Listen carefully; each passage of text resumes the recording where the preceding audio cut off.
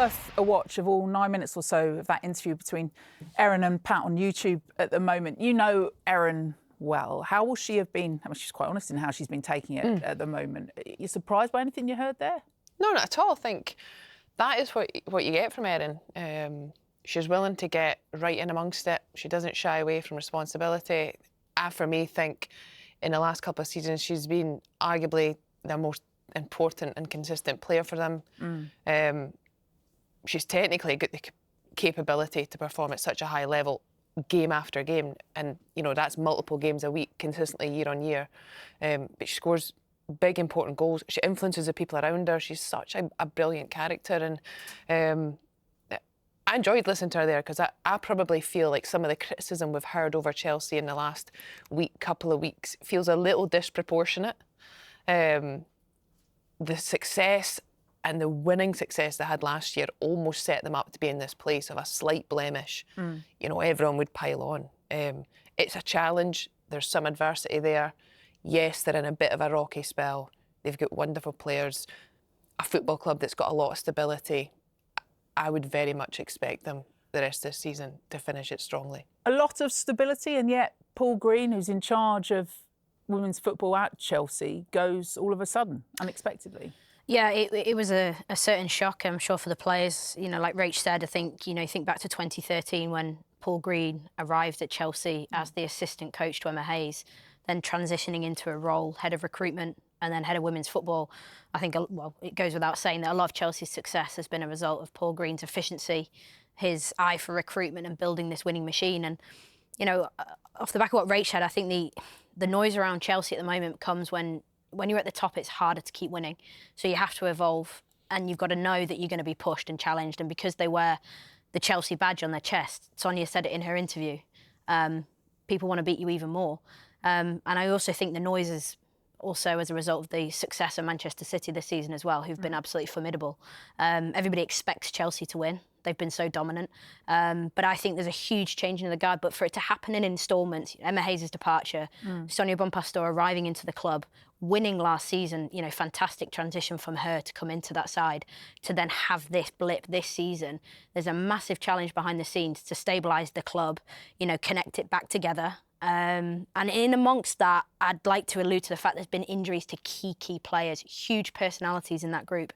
Looking at Sam Kerr in particular, you know, what a weight she carries for Chelsea, you know, what a player. But for her to have been out and absent for so long, I think it rocks the boat a little bit. And I think Chelsea have struggled to transition. And this season, they're feeling the effects of change. Is it an overreaction, though? As in, I've seen on social media, the Chelsea Women's Supporters Group, at least on X, saying that they're going to allow people to make their feelings known today. And then if you look at the stats of it, they're 11 points worse off than at this stage last season, albeit it was a record points tally at this stage last season for them. They're concerns, aren't they? Timing of Paul Green going, noise around whether Macario's off, whether Nusken's off. She starts today. Is all that unfounded? I mean, fans love their club and fans like to be in a place where they can share their view. So I'm not going to criticise fans for doing that necessarily, but I do also think you want to be careful as a fan because you want to make sure that noise has a positive influence on the outcome of the team. And when the team's in a little bit of a vulnerable spot, I think you get to measure that and execute that in a way that definitely helps the team perform. Because today, they need to back up the result last week, which is a positive result, and get themselves back into that winning momentum. So what's success for this Chelsea side this season? They're still challenging for 3 major trophies, the League Cup, the FA Cup and of course the Champions League, which I think again is possibly one of the distractions that's occurred around Chelsea in recent years. There's been so much pressure on them from the outside to win the Champions League, and I just think maybe within that the strive for that has maybe lost a little bit of the process of cementing, you know, the culture and the way that they operate and the sort of the bread and butter, which is the WSL. And they've completely dropped off this season. And I think the noise is warranted. It's what you take. You want to be so successful, you have to take the hit. And this is what's happening at the moment. But I think with players in that group, I look at the likes of Erin Cuthbert, Lucy Bronze, Natalie Bjorn, who's out, Millie Bright. You've got good leaders in that group who are able to, you know, they have to galvanise themselves and find a way to finish strong. And yet didn't bring anyone in January. Do you see them winning the Champions League this season? I think they've got a chance. and I think that's a good chance. Through the what do we call it now? The group stage, the table.